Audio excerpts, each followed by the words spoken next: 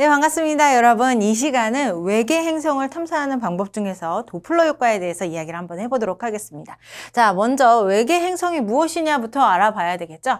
자, 우리가 살고 있는 지구, 이 지구는 태양이라고 하는 항성 주변을 빙글빙글 돌고 있는 행성이에요. 그런데 여기에서 얘기하는 외계 행성은 무엇이냐면 태양이 중심이 아닌 또 다른 별, 또 다른 항성이 중심이 되어서 그 주변을 빙글빙글 돌고 있는 천체를 우리는 행성, 외계 행성이다라고 얘기를 하는 거죠. 자, 그래서 태양이 아닌 다른 별을 중심으로 해서 그 주변을 빙글빙글 공전하고 있는 행성들, 그리고 그 행성들의 묶음, 시스템, 그런 애들을 이제 행성계이다라고 얘기한다고요.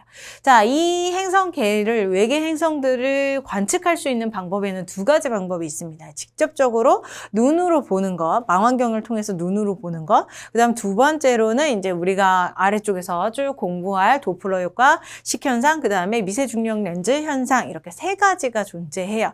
당연히 이제 우리가 간접적으로 공부하는 세 가지 간접적인 방법이 주된 관측 방법이고요. 여기에서 얘기하는 직접 촬영 방법은 조금 사용하지 않는 방법, 좀 불가능한 방법이다라고 얘기를 해줄 수가 있겠습니다. 자, 직접 촬영 방법에는 일단 언급을 해볼게요. 망원경을 사용하는 거예요. 천체 망원경, 우주 망원경 이런 애들을 사용하는 거예요. 그래서 이제 외계에 있는 행성들, 이제 다른 별 주변을 돌고 있는 행성들을 찾아내는 거죠. 근데 문제는 얘네들이 불가능하다라고 얘기하는 것은 왜 그러냐면 이 행성들이 스스로 빛을 내지 못하기 때문입니다. 우리 지구도 행성인데 스스로 빛을 내지 못하죠. 그것과 마찬가지로 다른 별을 주변으로 빙글빙글 돌면서 거기로부터 에너지를 얻고 혹은 뭐 반짝 빛난다 하더라도 그 별에서부터 오는 빛을 반사한 빛이지 자기 스스로 내는 빛이 아니기 때문에 내가 천체 망원경을 통해서 봤을 때 반짝반짝 빛나는 행성은 없다라는 거죠. 그래서 이런 행성들을 관측하기 위해서 직접적으로 망원경을 사용하는 방법은 거의 불가능하다. 망원경을 통해서 관측한 애들이 몇몇 있습니다. 그런 몇몇 애들은 어떤 특징이 있냐면 일단 크기나 질량이 커요. 행성들이 목성형 행성처럼 크기나 질량이 굉장히 커가지고 아주 멀리 있어도 보일 수 있을 정도. 작은 애들은 그것에 비해서는 훨씬 더 볼 수 있는 경우의 수가 줄어들게 되겠죠. 그 다음 두 번째는 뭐냐면 이제 이 항성을 주변을 돌고 있는데 이 항성이랑 거리가 좀 가깝지 않고 좀 멀어야 돼요. 어느 정도의 일정의 거리가 존재해야 돼요. 이렇게 너무 가까우면 이 항성의 빛이 반짝반짝 많이 빛나기 때문에 얘가 보이질 않아요. 이것을 대표적인 예로 얘기를 해보면 태양이 있는 낮에는 우리 별들이 보이지 않죠. 다른 별들, 얘네들이 조금 어둡기 때문에 보이지 않는 거예요. 이것처럼 이제 항성 주변을 빙글빙글 도는 행성들은 이 항성별의 빛에 가려지기 때문에 잘 보이지 않습니다. 그래서 어느 정도 이상 떨어진 공정 궤도를 가져야지만이 이 별빛을 반사해서 우리한테 빛이 왔을 때 걔네들을 관측할 수가 있다라고 볼 수가 있겠네요. 자, 이런 몇 가지의 조건들에 해당하는 애들만 볼 수가 있고요. 나머지 애들은 볼 수가 없었어요. 그래서 이제 이런 직접 촬영 방법이 아닌 이제 간접 촬영 방법을 사용을 하게 되고요. 이 시간은 우리 도플러 효과, 그 간접 촬영 중에서 도플러 효과에 대해서 이야기를 해보려고 합니다. 자, 보도록 하겠습니다. 자, 도플러 효과는 우리 외계 행성을 찾는 유일한 외계 행성을 찾기 위한 방법으로 만들어낸 건 아니에요. 그냥 우리 자연 현상 속에서 나타나는 효과 혹은 현상이다라고 볼 수가 있겠습니다. 자, 도플러 효과는 무엇이냐면, 자, 파동을 이용을 해서 이동하는 물체들이 있을 거예요. 거기에는 누가 있냐면 소리 혹은 빛, 요런 애들이 있죠. 소리나 빛과 같이 이제 파동을 이용해서 이동하는 애들.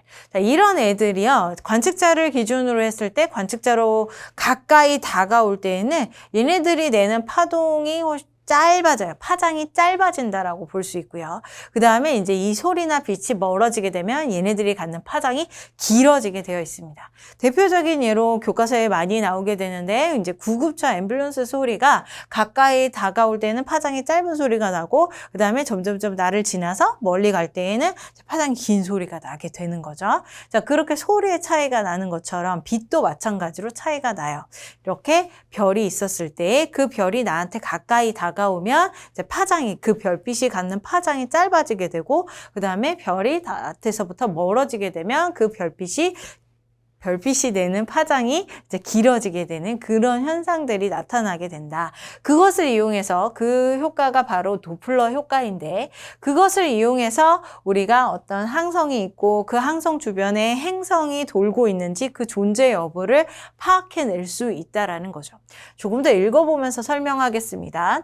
자, 어떤 물체가 관측자에 가까워지거나 멀어질 때 파장의 길이가 변하는 것을 우리는 도플러 효과라고 하는데, 자, 별을 기준으로 했을 때 별이 관측자에게 가까워지면 파장이 짧아지고, 이 파장이 짧아짐에 따라서 별에서부터 오는 우리 흡수 스펙트럼 있죠. 그 흡수 스펙트럼의 흡수선이 조금 더 파란색 쪽으로 이동을 하게 돼요. 그게 청색 편이라고 얘기를 하죠. 청색 편이. 자, 그리고 멀어지게 되면 이제는 파장이 길어지게 되는 거죠. 파장이 길어지게 됨으로써 이제 흡수선이 적색 쪽으로 이동을 하게 됩니다. 그래서 그런 것을 적색 편이라고 얘기를 하는 거죠. 자, 파장이 짧아지고 길어지고를 좀 헷갈려 하면 여러분들이 스프링 노트에 스프링을 생각을 해주시면 돼요. 걔네들은 사이를 쭉 가까이 하게 되면 이 스프링들 사이의 골들 사이가 좁아지게 되죠. 이 골들 사이를 파장이라고 하기 때문에 걔네들이 좁아진 것처럼 파장이 좁아지게 돼요. 관측자에게 가까이 다가올 때. 자, 관측자에서부터 멀리 나갈 때에는 이제 이 스프링 노트를 스프링을 쭉 늘리는 것과 동일하다라고 볼 수 있겠습니다. 이렇게 늘리게 되면 스프링들 사이에 골이 있을 것이고, 그 사이에 간격이 멀어지는 게 이제 파장이 길어진 것과 동일하게 느껴질 수가 있는 거죠. 그래서 그것을 이제 여러분들이 비유하면서 기억을 하시면 조금 더 쉬워요. 자, 파장이 짧아지니까 파장이 짧은 쪽의 가시광선 색깔은 청색 쪽으로 흡수선이 이동. 그다음에 파장이 길어지니까 적색 쪽으로 이동. 이렇게 되는 거죠. 자, 이런 현상을 이용을 해서 내가 이제 본격적으로 항성의 주변에 돌고 있는 행성의 존재 여부를 알아낼 겁니다. 자, 이 존재 여부를 알아내는 도플러 효과는요, 빛의 파장을 이용해서 행성의 존재 여부를 알아낸 것이고요. 관측자로부터 이제 항성이 있고, 이 항성 주변을 도는 행성의 공전 궤도가 이제 나란할 때, 시선 방향에서 나란할 때에 이것이 관측이 가능해져요. 자, 어떻게 일어나게 되는지 이 그림을 통해서 얘기를 한번 해볼게요. 자, 지구 방향이라고 했으니까 여기에 관측자의 눈을 동그랗게 그려놓을게요. 자, 여기서 관측자가 쳐다보고 있어요. 그러면 여기에 누가 있을 거냐면 이제 이 B라고 하는 애가 별이에요. 항성이라고 하는 애죠. 항성은 움직이지 않고 그 자리에 가만히 있고요. 그 다음에 그 주변을 이제 행성들이 빙글빙글 도는 데요. 문제는 이 행성도 항성도 서로 질량을 가지고 있다는 거죠. 질량을 서로 가지고 있는 애들은요, 서로 끌어당기는 힘이 있기 때문에 만약에 여기에 있는 행성이 이렇게 움직인다라고 한다면 이 행성의 움직임에 따라서 이 별도 마찬가지로 중력을 받아서 살짝 움직이면서 미세한 진동을 하게 되어 있는 겁니다. 자, 예를 들어서 자, A라고 하는 행성이 있었어요. 그 행성이 이렇게 관측자한테 가까운 방향 쪽으로 이동을 한단 말이죠. B방향 쪽으로 이동한단 말이죠. 그러면 이 A의 중력에 의해서 B도 마찬가지로 끌어당김이 존재하게 되고, 그 결과 이 방향대로 움직이면 얘는 반대 방향으로 이렇게 움직이게 되어 있어요. 당연히 아주 커다랗게 공전하는 게 아니라 아주 미세하게 공전을 하게 되고, 얘가 공전하는 것은 이 자의가 아니죠. 중력에 의해서 일어나는 것이다라는 걸 알 수가 있습니다. 자, 그러면 이 두 개가 서로 가까워지고 그 다음에 별은 멀어지게 되는데, 관측자는 누구를 관측하게 되냐면 항성은 빛을 내지 않기 때문에 요 놈을 관측하는 게 아니라 B에서 빛이 멀어지는 걸 관측하는 거예요. 자, B에서 빛이 멀어지게 되면 이 빛은요, 파장이 점점 멀어지니까 길어지겠네요. 파장이 길어지면 이 빛에서부터 오는 스펙트럼, 흡수 스펙트럼의 흡수선이 어디로 갈 거냐면 적색 쪽으로 가게 될 겁니다. 적색 편의 현상이 일어나겠다라고 볼 수가 있는 거죠. 자, 관측자가 적색 편의를 관측을 했어요. 자, 이렇게 하다가 이 주변을 A가 다시 빙글 돌아서 여기에 위치될 수 있겠죠. 여기를 A-라고 해볼게요. 자, 이렇게 도는 동안 B도 A의 영향에 의해서 이렇게 빙글 돌아서 여기에 가게 되어 있는 거예요. B-라고 해볼게요. 자, A 행성이 공전함에 따라서 중력 때문에 B도 미세하게 공전을 하게 되어 있고요. 그 결과 이제 A는 이렇게 멀리, 관측자로부터 멀리 도망가죠. 그럼 얘가 멀리 도망가는 동안 이 B를 중력으로 끌어당기니까 B는 이 방향으로 이동을 할 거라고요. 자, 관측자에 가까운 방향으로 이동하니까 얘는 파장이 짧아지겠네요. 자, 가까워지니까 파장이 짧아져요. 그러면 무슨 편이냐면 청색 편이가 일어날 거라고요. 편이. 자, 이 별로부터, B라고 하는 별로부터 오는 흡수 스펙트럼의 흡수선은 동일해요. 그런데 그 위치가, 흡수선의 위치가 멀어지느냐, 가까워지느냐에 따라서 청색으로 약간 이동, 빨간색으로 약간 이동, 이렇게 이동을 살짝살짝 하게 된다라는 거죠. 이런 흡수선의 이동을 이용을 해서 도플러 효과가 나타남을 알 수가 있고, 이 도플러 효과가 일어났다는 것은 B가 이동을 했구나. 이 B가 이렇게 공전을 했던 이유는 우리가 알고자 하는 목적인 행성이 존재했구나. 이 B의 중심으로 해서 공전하고 있는 행성 A가 존재하는구나 라고 하는 존재 여부를 알아내는 거다라고 볼 수가 있겠습니다. 자, 이것에 대한 설명이 여기서 나오고 있죠. 행성이 별을 공전할 때에 별과 행성은 공통 질량 중심. 자, 여기가 공통 질량 중심이야. 두 개의 질량이 같이 이제 분배되는 곳. 그 공통 질량 중심을 두고 이제 B랑 A가 약간씩 공전을 하게 되는데 B는 A의 중력 때문에 공전을 하는 것이고 우리 눈에는 미세하게 떨리는 것처럼 보일 것이다 라고 하는 게 바로 여기에서 하고 있는 얘기가 되는 거죠. 자, 관측자에서 중심별이 규칙적으로 멀어지거나 가까워지게 될 것이다. 요런 게 이제 도플러 효과에 의한 방법이다. 오케이. 자, 도플러 효과를 이용해서 편의 현상이 일어나면 이제 행성이 존재하는 여부를 첫 번째로 알아냈습니다. 그 다음 두 번째 도플러 효과를 이용해서 또 한 가지 더 할 수 있는 게 무엇이냐면 여기에서 빙글빙글 돌고 있는 이 A라고 하는 행성의 질량 또한 알 수 있어요. 질량을 알 수 있다. 자, 여기 표에서 얘기하고 있죠. 행성의 질량이 크게 되면 도플러의 이동량이 커지게 돼요. 자, 얘가 질량이 커지게 되면 B한테 작용하는 중력 또한 커지게 되죠. 그래서 이 B가 커다란 중력을 받기 때문에 회전하는 이 공통질량 중심으로서 이제 공전하는 그 원의 공전 궤도가 훨씬 더 커진단 말이죠. 그러면 멀리 멀어지는 것도 더 멀어지고 가까워지는 것도 훨씬 더 가까워지고 그 결과 도플러의 효과가 훨씬 더 크게 나타난다. 청색 편의와 적색 편의가 더 확 바뀐다라는 얘기. 이것을 우리가 그래프로 그려보면 이런 식으로 그려볼 수가 있어요. 자, 여기가 시간이고요. 그 다음에 여기를 우리는 시선 속도라고 얘기합니다. 자, 문제에서는 도플러 효과를 주로 시선 속도라고 표현을 해요. 자, 시선 속도를 이용을 해서 이제 질량이 큰 애들 같은 경우는 별빛이 이런 식으로 나타나게 되는 거죠. 여기가 이제 후퇴하는 것, 파장이 길어지는 것, 그 다음에 이쪽이 이제 앞쪽으로 접근하는 것, 그래서 파장이 짧아지는 것. 길어지고 짧아지는 게 이제 우리 규칙적으로 일어나게 되고, 이렇게 규칙적으로 일어나는 게 질량이 크면 클수록 커다랗게 일어난다고요. 자, 여기 질량이 작은 조건 한번 볼게요. 질량이 작은 조건에서는 시간과 그 다음에 시선 속도의 방향 동일한데 이제 그래프의 폭이 작다라는 거죠. 이런 식으로 미세하게 움직인다. 여기에 있는 별빛이 도플러 효과가 미세하게 나타난다는 거죠. 여기 위쪽에 있는 건 질량이 큰 것, 그 다음에 아래쪽은 행성의 질량이 작은 것. 미세하고 그 다음에 커다랗고.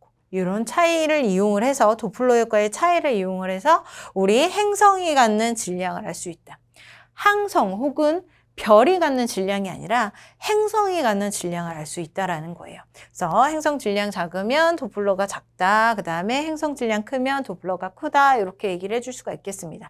자, 도플러 효과를 이용해서 두 가지를 알아봤습니다. 행성이 존재하느냐. 여기 B라고 하는 별 주변을 빙글빙글 돌고 있는 행성이 존재하느냐 여부를 알 수 있고요. 두 번째, 질량을 알 수 있습니다.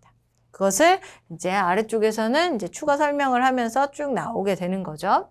자, 정리를 보면서 해보도록 하겠습니다. 자, 관측자의 시선 높이에서부터 이 행성이 도는 공전 궤도가 나란한 방향이에요. 만약에 경사가 진다거나 수직이 된다거나 그랬을 땐 도플러 효과가 나타나지 않아요. 나란한 방향에서 일어나고 그 다음에 관측자로부터 여기에 있는 중심별이 멀어지거나 아니면 여기 가까워질 때 도플러 효과가 나타나게 되죠. 2번이 멀어지고 있어요. 행성은 가까워지는데 항성, 별은 멀어지는 거죠. 멀어지니까 여기에서는 파장이 길어져서 적색편이 여기에 있던 파장이 적색 쪽으로 이동했죠. 흡수선이 적색 쪽으로 이동했죠. 적색 편의가 나타났어요. 자, 4번에서는 행성이 점점점 멀어지고 항성, 별은 가까워지고 있죠. 항성의 별빛을 우리가 흡수선으로 보는 거니까 별빛이 가까워지니까 짧아져요. 그 결과 원래의 흡수선이 파란색 쪽으로 이동을 하는 청색 편의가 나타나게 된다고요. 자, 이렇게 멀어지거나 가까워질 때 상황이고요. 그 다음에 이제 나란 시선 속도에서 우리 시선에서 나란한 공전궤도면을 갖는다라고 했는데 이제 이 나란한 공전궤도면에서는 가까워지거나 멀어지는 조건만 존재하는 게 아니라 이제 멀어지거나 가까운 거리 이동 없이 옆으로 이동하는 광경들도 보게 되는 거죠. 1번이 지금 왼쪽에서 오른쪽 방향으로 이동을 하는 거예요. 왼쪽에서 오른쪽으로 이동하는 건 멀어지거나 가까워지는 게 아니기 때문에 편의 현상이 나타나지 않습니다. 도플러 효과가 나타나지 않아요. 자, 여기에서는 별이 저 멀리에서 지금 오른쪽에서 왼쪽 방향으로 이동하고 있죠. 얘도 마찬가지로 도플러 효과가 나타나지 않아요. 오로지 이제 가까워지거나 멀어지는 이 두 군데에서 2번과 4번의 조건에서만 적색과 청색 편의가 나타나게 된다. 그 결과 이제 한계점도 나타나게 되죠. 1번과 3번의 조건에서는 도플러 효과로 행성이 있는지 없는지를 알 수가 없는 조건. 그래서 시선 방향에 대해서 수직인 경우, 이게 수직인 경우죠. 이런 수직인 경우에는 볼 수가 없다. 또 하나, 질량이 작으면 그 도플러 효과가 굉장히 미세하게 나타나기 때문에 우리 눈으로 직접 관측하기가 좀 어려워요. 그래서 시선 속도의 변화가 작아서 관측하기가 어렵다라는 거. 또 하나의 조건은 시선 방향에서 나란하게 공전궤도면이 존재해야 된다는 것. 그것을 조심하시면 될 것 같습니다. 자, 식현상을 이용하는 방법에서 특징 이렇게 쭉 나오고 있는데, 자, 중심별이 있습니다. 이 중심별 주변을 행성이 빙글빙글 돌고 있다가 관측자에서부터 이제 공전궤도면이 시선 방향에 나란하다 한다면 이 별을 어느 행성이 어느 순간 가려버리게 되겠죠. 그리고 얘가 싹 지나게 되면 다시 별빛이 밝게 보이는 현상이 나타나게 될 거예요. 자, 이런 식현상을 이용하는 방법은요, 이제 항성 혹은 별의 밝기를 이용해서 우리 행성이 있는지 없는지 알아보는 방법이다라는 겁니다. 자, 이렇게 행성이 있고 주변을 빙글빙글 도는 행성이 빙글빙글 돌다가 어느 정도 가려지게 되면 별빛이 조금 어두워졌다가 완벽하게 가려지면 완전히 가려지게 되면 많이 어두워지게 되는 거죠. 그 다음에 이제 지나가게 되면서 별빛이 다시 밝게 되는 현상, 그게 바로 식현상이다.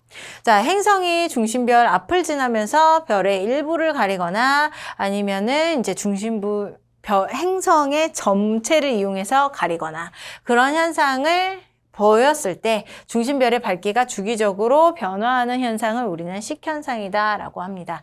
자, 얘의 특징적인 모습은 뭐냐면 공전궤도면이 무조건 시선 방향과 나란해야 됩니다. 만약에 얘가 기울어져 있다 그러면 식현상 같은 경우 잘 보여지지 않겠죠.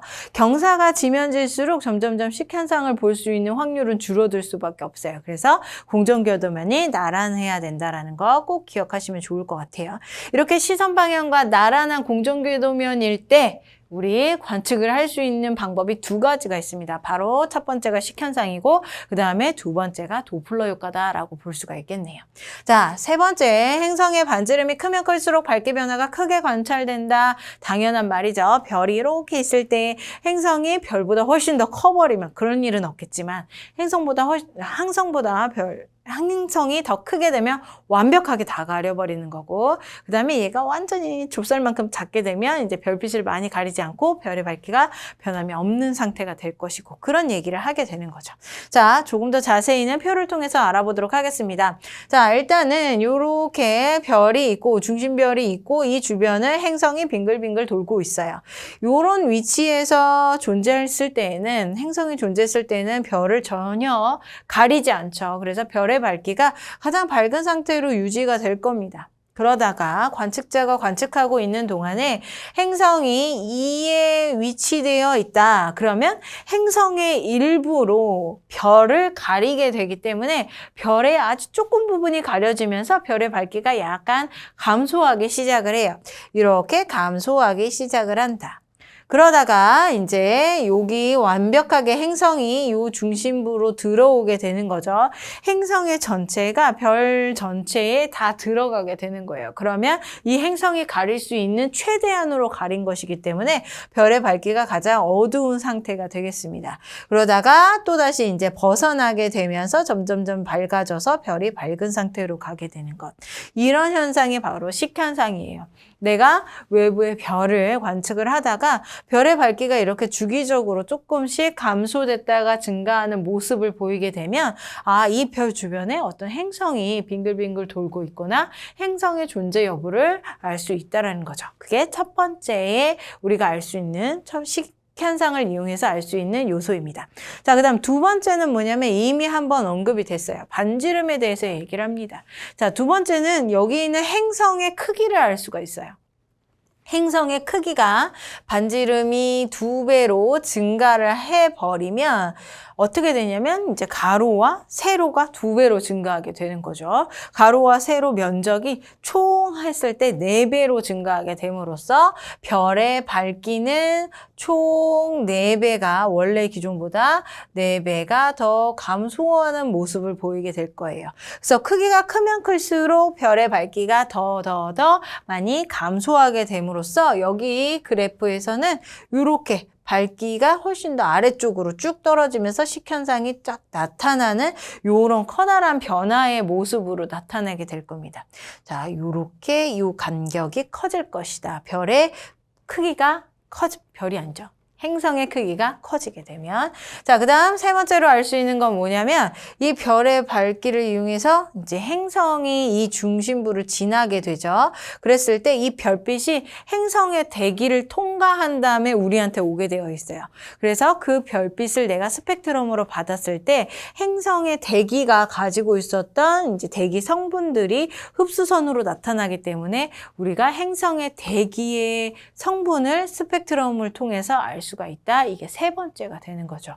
자, 이것을 아래쪽에 표에서 한번 설명을 해보도록 할게요. 자, 보게 되면 관측되는 요소입니다. 우리 별의 밝기의 변화량을 통해서 우리 행성의 크기를 알 수 있다라고 했고요. 그 다음에 또 첫 번째로 가장 핵심적인 거는 행성의 존재 여부도 알 수 있다라고 했죠. 존재 여부. 우리는 이 실험들을 다 행성의 존재 여부를 알기 위해서 일단은 하는 것이기 때문에 행성의 존재 여부는 디폴트로 알고 있고, 그 다음 두 번째로는 반지름 크기를 알 수가 있다. 그 다음 세 번째로는 행성이 갖는 대기의 성분을 알 수가 있는데, 별빛이 뜨거운 별빛이 차가운 행성의 대기를 통과하기 때문에 흡수선이 이제 생성이 되게 됩니다. 그래서 그 생성된 흡수선을 스펙트럼으로 분석을 하게 되면 행성이 갖는 대기의 성분을 알 수 있다. 이렇게 1, 2, 3를 알 수 있게 되는 거죠. 자, 한계점은요, 공정궤도면에서 시선 방향에 대해서 수직 방향인 경우 관측이 불가능하대요. 자, 이렇게 관측자가 있고요. 그 다음에 중심 별이 있죠. 이 주변을 행성이 빙글빙글빙글 돌 거예요. 그랬을 때 행성이 이 위치에 존재하며 별의 밝기가 우리가 관측을 할 수 있어요. 하지만 여기 위치를 간다. 여기 위치를 이동하고 있다. 그렇다면 우리는 별의 밝기를 알 수가 없죠. 여기 뒤쪽도 마찬가지예요. 뒤쪽으로 가면 별의 밝기는 어차피 별 앞쪽에 있는 별을 내가 밝기를 관측을 하는 것이기 때문에 별의 밝기 변화가 없습니다. 오로지 이 앞쪽에서만 관측을 할 수 있다라는 것. 그리고 공정궤도면이 여기 빙글빙글 돌고 있는 이 공정궤도면이 경사지거나 막 수직되거나 이러면 안 돼요. 나란해야 됩니다. 만약에 경사가 진다라고 한다면 우리 교재에서 뒤쪽에 기출에서 나온 적이 있는데, 자, 이렇게 경사가 점점 심해진다라고 한다면 이제 별의 식현상을 관측할 수 있는 시간이 훨씬 더 짧아짐에 따라서 관측하기 어려워지게 되어 있어요. 그래서 이제 공전 궤도면이 시선 방향에 나란해야 된다는 거 알아두셔야 되고요. 그다음에 다른 별끼리의 식현상이랑 구분하기가 굉장히 어려워요. 일단 별의 밝기가 움직였다, 줄어들었다, 늘어났다 이러면 이제 얘가 별끼리 일어난 건지 아니면 행성이 그 앞을 지나가서 식현상이 일어났는지 구분하기가 어렵기 때문에 이런 한계점은 존재한다는 것만 알아두시면 될 것 같네요. 네, 반갑습니다, 여러분. 이 시간은 외계 행성을 관측하는 간접적인 방법 중에서 미세 중력 렌즈 현상을 이용을 해보도록 하겠습니다. 그리고 더불어서 이제 외계 행성들 관측했던 그동안의 역사들, 그 결과들을 한번 알아보는 시간 갖도록 하죠. 자, 먼저는 미세 중력 렌즈 현상입니다. 먼저 미세 중력 렌즈 현상 중에서 중력 렌즈 현상의 의미를 알 필요가 있어요. 자, 이런 중력 렌즈 현상은 무엇이냐면 이제 별과 별이 있겠죠. 앞쪽의 별, 뒤쪽의 별. 관측자를 기준으로 해서 앞쪽 별과 뒤쪽 별이 있는데 내가 뒤쪽 별의 별빛을 바라봤을 때 이 별빛이 앞쪽 별에 갖는 중력 때문에 더 별빛이 확장되어서 커지게 되는 굴절돼 보이는 현상을 우리는 중력 렌즈 현상이라고 얘기를 하는 거죠. 별빛의 질량을 가진 천체를 지나면서 경로가 휘어져 보이는 현상. 그래서 여기 그림에서는 이런 그림이 되겠습니다. 왼쪽에 있는 그림. 지금 멀리 있는 별 A가 있고 그다음에 관측자로부터 가까이 있는 별 B가 있을 거예요. 이 별이 이제 이렇게 이동을 하게 될 건데 별로부터 A라고 하는 별로부터 좀 멀리 있을 때는 중력, 서로 간의 중력이 좀 작은 상태가 되겠죠. 그래서 별의 밝기가 낮은 상태. 그러다가 별이 쭉 이동을 해서 이렇게 서로 겹쳐지는 상태가 되면 중력이 최대가 되면서 빛 또한 굴절되게 되어 있어요. 빛도 더 크게 굴절되게 되어 있어요. 그래서 그 굴절에 의해서 별의 밝기가 더 크게 보이는 거죠. 조심해야 될 게 있어요. 여기에서는 A의 밝기라고 얘기하고 있습니다. 우리는 뒤쪽에 있는 별의 밝기를 계속적으로 얘기할 거예요. 앞쪽에 있는 별은 내가 관심 대상이 아니에요. 뒤쪽에 있는 별의 밝기가 더 앞쪽에 있는 별 때문에, 별의 중력 때문에 더 크게 보인다, 밝게 보인다라는 거죠. 그러다가 B가 이제 더 이동을 해서 이제 수직된 상태가 아니라 멀어진 상태, 좀 멀어져서 중력이 약화된 상태가 되면 그것도 마찬가지로 별빛도 마찬가지로 약해질 것이다. 이런 게 바로 중력 렌즈 현상이다라고 볼 수가 있겠네요. 자, 이런 중력 렌즈를 이용해서 미세 중력 렌즈 현상을 알아볼 거고요. 그것을 이용해서 이 주변의 별 주변에 행성이 있는지를 알아낼 겁니다. 결과적으로는 이제 미세 중력 렌즈 현상은 별의 밝기를 이용하는 간접적인 방법이고요. 조심해야 될 건 여기에서 별이 2개가 나와요. 스스로 빛을 내는 별이 2개가 나온다고요. 우리는 그 중에서 뒤쪽 별의 밝기를 볼 겁니다. 자, 뒤쪽 별의 밝기를 이용을 할 거예요. 이것을 관측을 했을 때 이 행성이 어디에 위치되어 있느냐? 앞쪽 별에 위치되어 있는 행성을 우리가 알아낼 수가 있다라는 거죠. 뒤쪽 별의 별빛을 봤는데 앞쪽 별의 행성을 어떻게 알아내? 이제 더 이야기를 해보면 되겠죠. 자, 중력 렌즈 현상까지는 알아냈고요. 일단은 핵심은 여기에 있어요. 뒤쪽 별의 밝기를 알아낼 것이다. 자, 이제 오른쪽으로 가보면 여기 뒤쪽 별이 있고요. 그 다음에 앞쪽 별이 있어요. 왼쪽과 동일하게 이제 왼쪽에서 오른쪽 방향으로 이 별들이 쭉 이동을 할 건데 문제는 왼쪽에 있는 별, 처음에 설명한 별 같은 경우는 행성이 없었습니다. 주변에 빙글빙글 도는 행성이 없어서 이렇게 규칙적인 별의 밝기의 모습을 보여줄 거예요. 변화한 모습을 보여줄 거예요. 그런데 여기 오른쪽에 있는 별 같은 경우는 행성을 가지고 있어요. 그래서 이 행성이 별과 함께 지나가게 됨으로써 이제 중력이 왼쪽에서 작용했던 중력보다 더 불규칙적으로 더 크게 작용을 한다라고 볼 수가 있는 거죠.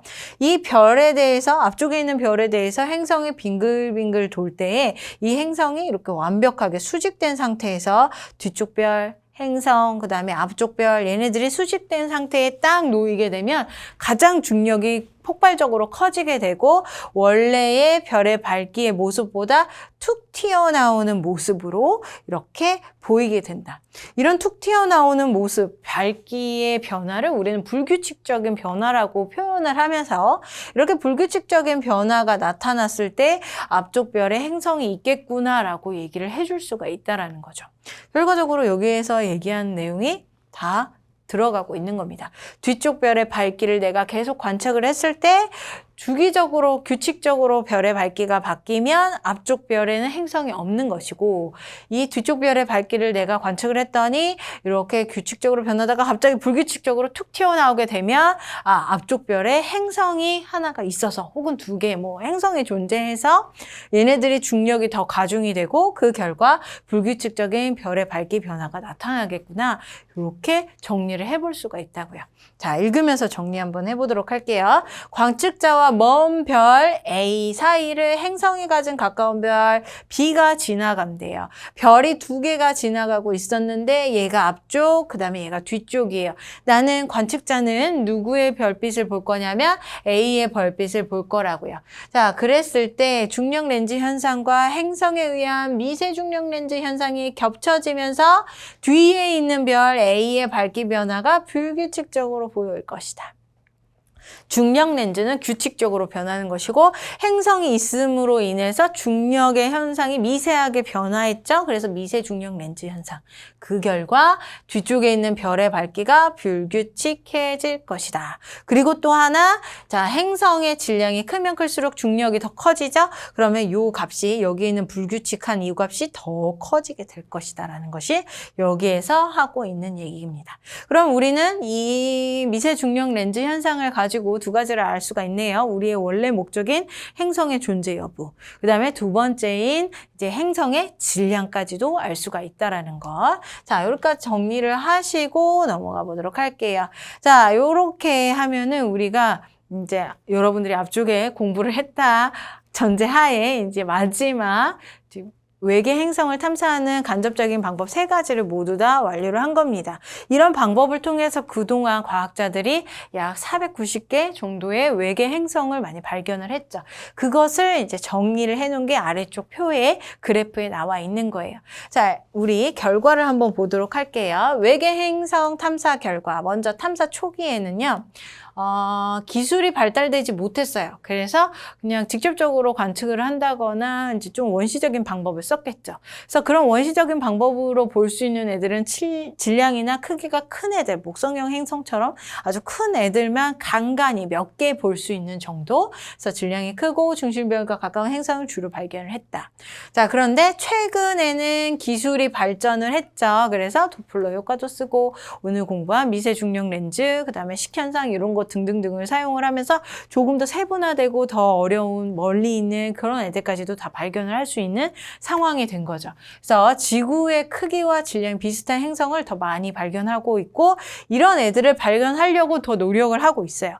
왜 그러냐면 얘네들은 이 정의는 지구형 행성을 발견하겠다라는 목적인 거고 지구형 행성일수록 외계 생명체가 존재할 가능성이 큰 거니까 내가 혹은 과학자들이 이제 외계 행성만을 계속 발견하려고 하는 게 목적이 아니라 더 큰 목적은 외계인이 있는지 없는지 그거 알아내려고 하는 것이기 때문에 자, 최근에는 더 세밀하게 지구형 행성까지도 이제 많이 발견을 할 수 있다라는 것 알아두시면 될 것 같고요.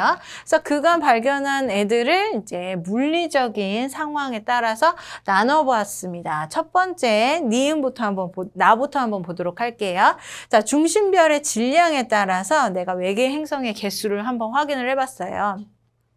이랬을 때 우리 가장 가까이 나의 벗인 태양을 기준으로 한번 관측을 해봐야 되겠죠. 이 그래프를 해석을 해야 되겠죠. 그래서 1이라고 하는 태양 질량을 중심으로 봤을 때 가장 요 범위 내에서 여기 범위 내에서 행성이 이 별, 중심별의 질량이 1과 가까울 때에 가장 그 주변에 공전하는 행성들이 많았다. 그리고 이 행성이, 항성이 혹은 별이 질량이 작거나 크게 되면 행성들이 적게 되더라. 이런 얘기를 나에서 하고 있는 겁니다. 그 다음 가에서 얘기를 해보면, 자, 가 같은 경우는 이제 약 우리가 오랫동안 발견해 왔던 490개 정도, 그 정도의 외계 행성들을 다 표시를 한 거예요. 시선 속도 변화가 바로 도플러 현상을 사용을 한 거고요. 그 다음에 식현상, 미세 중력 렌즈 현상, 그 다음에 기타 뭐 이렇게 나와 있는데, 자, 이 중에서요 가장 우리가 많이 사용하는 방법, 현실적으로 많이 사용하는 방법이 바로 식현상입니다. 그래서 식현상이 이쪽에 다 분포되어 있죠. 지금 공전 궤도가 지구와 비슷하거나 지구보다 작거나, 그리고 이제 질량은 다양한 행성들이 이제 식현상을 통해서 많이 발견이 됐어요. 그다음 시선 속도, 도플러 효과죠. 도플러 효과는 질량이 크면 클수록 그 편의가 크기 때문에 잘 관측이 될 수 있어요. 그래서 행성의 질량이 큰 쪽에 주로 많이 몰려 있는 모습을 보일 수 있고요. 그다음에 공전궤도 반지름은 1일 때가 가장 좋은 상태로 나타나고 있네요. 자, 미세 중력 렌즈 현상은요, 얘네들, 이 위쪽에 있는 두 개의 애들보다는 조금 더 어렵게 발견이 되고 있고, 여기 아래쪽에서 몇 가지 발견이 되고 있네요. 자, 얘네들은 공전궤도 반지름이 좀 큰 편이고요. 질량이 작은 애들이 주로 여기에서 발견되고 있다. 자, 여기에 대한 문제들은 여러분들이 그래프를 해석하는 문제들이 나옵니다. 그래서 얘네들을 달달달 외울 필요는 없고, 그냥 식현상 주로 사용하는구나, 이 정도 그냥 상식적으로 넣어놓고 문제에서 해석하는 능력만 늘리시면 될 것 같습니다.